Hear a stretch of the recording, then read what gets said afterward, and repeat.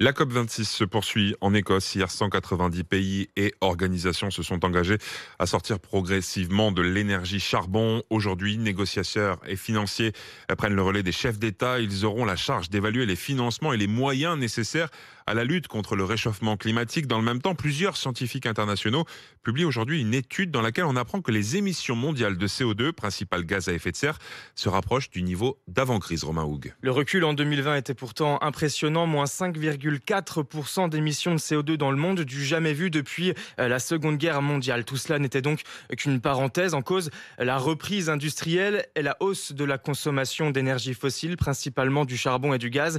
Tous deux devraient dépasser leur niveau de 2019. C'est le cas en Chine, premier émetteur de carbone au monde et au passage grand absent de la COP26.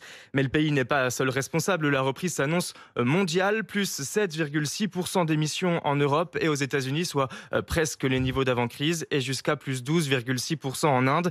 Pourtant, leur tourne à ce rythme, il reste à peine 8 ans pour avoir une chance de limiter le réchauffement de la planète à plus 1,5 degré.